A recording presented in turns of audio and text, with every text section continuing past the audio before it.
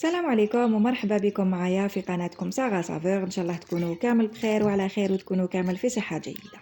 وصلتنا لنهار اليوم هي فطائر مقرمشة على شكل مثلثات بعجينة سهلة وحشوة اقتصادية وزاكية وتقطع كمية كبيرة.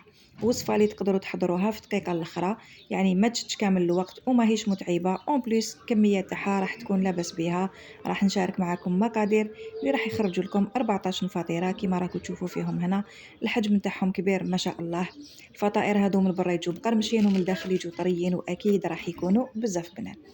بلا ما نطول عليكم نروحوا مباشرة نشوفوا طريقة التحضير. أول حاجة راح نبدأ بها هنايا نحضروا الحشوة نتاعنا. تقدروا ديروا الحشوة هادية ولا تقدروا ديروا أي نوع نتاع الحشوة اللي نتوم حابينه. خديت هنا حبة نتاع البصل اللي كنت رحيت كلش يعني في الأشواخ، حبة فلفل طرشي غير صغيرة رحيتها تاني، وحبة زرودية تاني تيك غير صغيرة رحيتها. وعندي معاهم 4 صدر تاع الدجاج مرحي هو تاني تيك، تقدروا تعوضوه بلا فيونداشي ولا تقدروا في الاخر كي يطيب لكم الخضره تاعكم تزيدوا معاها علبه تاع الطون كيما تقدروا ديروها بدون لحوم تاني تيك راح تجيكم بزاف بنينه. الخضره تاعي درت عليها زوج مغارف كبار نتاع الزيت، شويه نتاع الملح، شويه فلفل الكحل، وعندي هنا تابل تاع الدجاج وشويه نتاع البابريكا. نقلي هاد الخضره مليح هنايا، لازم حتى تدبل لي كامل، يعني نخليها تتقلى لي مليح حتى يتلقى هذاك البصل والزروديه والفلفل الطرشي هذوك يطلقوا الماء ديالهم ويدبالوا لي. وبيان سور هنا الدجاج تاعي لازم ياخد كامل اللون. بعد ما نقليهم هكذايا مليح، باش نروح نضيف عليهم قيس زوج فصوص نتاع الثوم اللي كنت اكرازيتهم. الثوم ما نديروهاش من الاول باش ما تتحرقناش. وعندي مغرف صغيره نتاع الطماطم مصبره وشويه نتاع الهريسه اللي يحب الحاجه تكون حاره. نقليهم دركاتيك مليح في بعضاهم ونخليهم حتى يطيبوا لي، يعني دوكاتيك نخلط هذاك الثوم مع طوماطيش يزيدوا يتقلاو لي شويه، نغطي على الحشوه نتاعي ونخليها حتى تطيب لي. بعد ما طاب لي هنا الدجاج وهذيك الخضره ضفت عليهم هنايا اون بورسيون تاع فروماج بلون ونزيد نفتحو معاهم كامل هكذا حتى يذوب. هنا الفرomاج بلون راهو رايح يخلينا الحشوه تاعنا طريه ومشمخه، ويعني تاني تيك راح يزيد لها بنه على بنه. نخليها على جنب تبرد ونروحو نحضروا العجينه نتاعنا. بالنسبه للعجين راح نحتاج كاس نتاع الحليب يكون هكذا دافي، وعندي نص كاس نتاع الماء هو تاني تيك دافي. نضيف عليهم كاس نتاع الفارينه. هنا الفارينه تاعي كنت غربلتها من قبل، وعندي هنا مغرف كبيره تكون ممسوحه سكر، ومغرف متوسطه نتاع الخميره فوريه، خميره تاع الخبز نديرو هكذا مغرف متوسطه برك. نخلط هاد المقادير في بعضهم مليح، نفتح هذيك الفارينه مليح في هذاك الحليب وهذاك الماء ونغطيها ونخليها تتفاعل لي مده نتاع 10 دقائق. هذا هو الوقت نتاع الاختمار نتاع هاد العجينه، ما راحش نزيد لها فوق هاد الوقت. هكذا نغطيها، قلت نخليها تفاعل. اذا كانت تلعب البروده عندكم خلوها حتى ل 15 دقيقه، واذا كانت الحال دافي ديروها هكذا 10 دقائق. بعد ما جازوا لي هنا 10 دقائق شوفوا هذاك الخليط كيفاش تلقاوه تفاعل ولا لكم ثقيل. نضيف عليه المكونات الاخرين. راح نزيد هنايا ثلث الكاس تاع الزيت، يعني 50 مليلتر تاع الزيت هكذايا، ولا ديروا قلت ثلث الكاس. راح نزيد معاها مغرف صغيره نتاع الملح،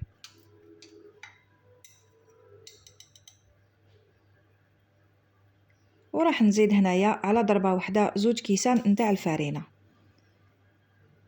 هذا الكاس الثاني وهذا الكاس الثالث، يعني اونتو دركاتيك راني دايره 3 كيسان تاع الفارينه. ندخل هذيك الفارينه في السوائل هذوك، ونجيب الكاس الرابع نبدا ندخلو على دفعات، يعني الكاس الرابع ما نديروش ضربه واحده. ونجمع لاباط هذه، شوفوا ما تعجنوها ما تدلكوها، جيست ندخلوها في بعضها نطموها مليح ورانا رايحين نخدموا بها مباشره. عجينه ولا اسهل، قلت لكم تاخذ برك 10 دقائق في الاختمار تاعها في المرحله الاولى، ومن بعد تيك تروحوا تخدموا بها ديريكتومون وتجي صراحه خفيفه وبزاف شابه. هاي اللي كان لاباط بعد ما نطمت لي خدات لي 4 كيسان تاع فارينه. اهم حاجه تجمعوها حتى تولي لاباط ما تتلاصقش، مي خلوها طريه. وزنت هنا لاباط نتاعي كريات نتاع 60 غرام، كل وحده دير على حساب الحجم اللي حبيتو، يعني 60 غرام تجي الحبه تاعكم كبيره ما شاء الله. تقدروا تصغروهم ولا تكبروهم كيما حبيتو نتوما. وهنا بيان سور اللي ما عندهاش ميزان تقدر دير عينها هي ميزانها، يعني تشكل كريات على حساب الحجم اللي حبتهم هي. هامليك هنا بعد ما كملت شكلتهم لاباط هذه كي قسمتها خرجت لي هكذايا 14 كريه، وتخرج لكم يعني على حساب الحجم اللي درتوه اذا كبرتوهم ولا صغرتوهم. درت شويه فرينه هكا في لو بلان دو طرافاي ونبدا نفتح فيهم بالوحده. نفتح في الاول هكذا الشكل تاعي يكون دائري. وهنا بالنسبه للعجينه حاولوا ترقوها باسكو فيها الخميره.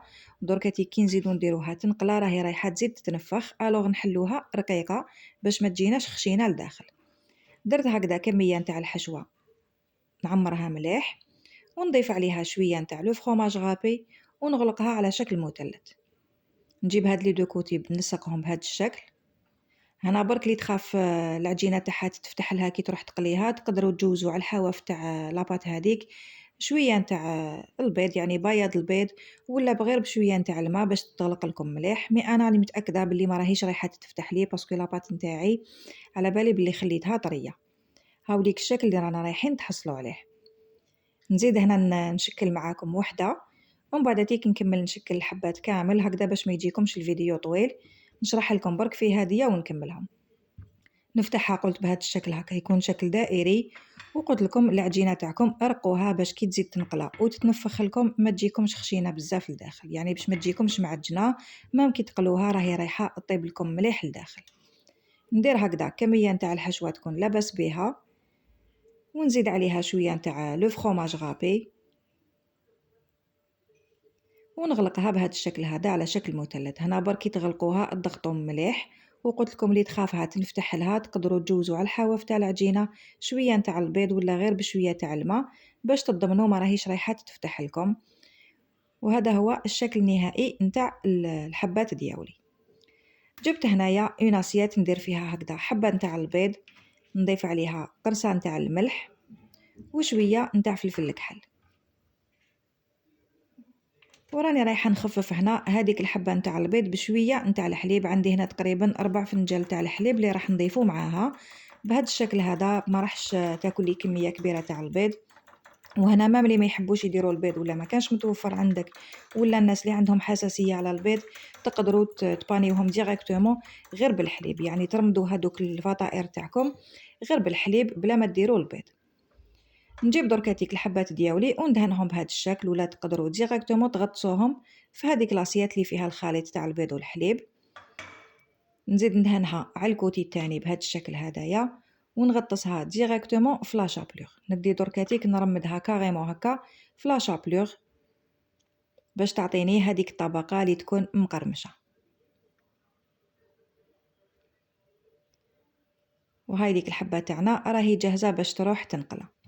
نزيد معاكم حبه هنايا، شوفوا كيفاش راني ندير غير بالبانسو هكذا، من نرمد روحي من نتعب روحي. وتقدروا قلت تغطسوهم ديريكتومون في هذاك الخليط وتدو ديريكتومون تزيدوا تغطسوهم في لا شابلور بهذا الشكل. بعد ما نكمل ندير لهم كامل هكذا لا شابلور نروح ديريكتومون نقليهم. وهنا اللي ما يحبوش ياكلوا الفطائر تاعهم تقدروا من الاول دهنوهم غير بصفار بيضاء ودخلوهم للفرن يطيبوا تاني تيك راح يعطوا لكم نتيجه بزاف شابه ويجوا تاني تيك بزاف بنان. يعني كل وحده طيبهم بطريقه اللي تحب هي. بالنسبه للزيت هنا سخنت الزيت تاعي مليح ودرت يعني كميه لا باس بها، يعني على الاقل كي ترموا الفطيره تاعكم لداخل يتغطس لكم فيها الجزء التحتاني هكذا باش تضمنوا الطيب لكم مليح.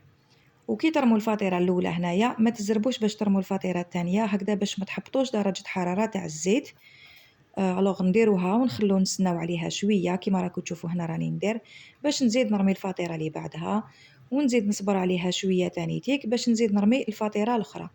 هكذا قلت باش ما تحبط لكمش لا طومبيراتور تاع الزيت، ومن بعد تيك راح يطولوا لكم في الطياب ويتشربوا لكم كميه تاع الزيت. الوغ دو بريفيرونس تخدموا بهذه الطريقه اللي وريتها لكم. نخلي وقت بين فطيره وفطيره هكذا باش يطيبوا لي مليح ويتحمروا لي مليح بلا ما يتشربوا لي الزيت ويجوني تاني تيك مقرمشين وبزاف بنان.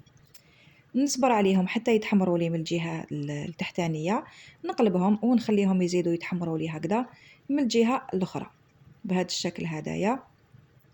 ما ياخذوش وقت طويل في الطياب، نقعدوا برك نعسوهم هنا حتى ياخذوا تحميره شابه. وبيان سور لازم العجينه تاعنا تكون طابت لنا مليح. على هذه قلت لكم كي تحلوا لاباط حلوها رقيقه ما تخافوهاش، وحدها راهي رايحه تزيد تتنفخ كي تبداو تقليو فيها، يعني الزيت سخونه راهي رايحه تخلي هذيك الخميره تزيد تتفاعل وتتنفخ لكم. نكمل نقلي كامل الحبات تاوعي ونرجع لكم. هذا هو الشكل النهائي تاع الفطائر تاعنا ولا فطائر المثلثات مقرمشين بعجينه خفيفه اللي توجد ليه والحشوه شفتوها تجيكم زاكيه، يعني بربع صدر تاع الدجاج درنا 14 فطيره من الحجم هذايا. كما قلت تقدروا ديروا اي حشوه نتوما حبيتوها. هنا خرجت نصور لكم في البالكون باسكو ليكليغاج في الكوزينه عندي ناقص هكذا باش تبان لكم مليح. نقسمها لكم هنا باش تشوفوها. اسمعوا لي هنا هاد القرمشه يعني صراحة فطائر بزاف بنان، حشوة اقتصادية وتقطع كمية لاباس بها، والذوق تاعهم تحفة. وشوفوا لي هنا لاباط كيفاش راهي طايبة، يعني راهي باينة باللي راهي طايبة حتى للقلب. والحشوة تاعنا هذيك طرية وخفيفة ويعني تقعد لنا هكذاك مفرمجة بهذاك لو فرomاج. نتمنى ان شاء الله تكون عجبتكم هاد لا فيديو. ما تبخلوش عليا برك بالدعم تاعكم هكذا باش توصل الوصفه هذه لاكبر عدد من المشاهدين. ما بقى لي غير نقول لكم غير شاهدكم في الجنه. نتلاقاو ان شاء الله في فيديو جديد ووصفه جديده. تهلاو في روحكم وتبقاو على خير.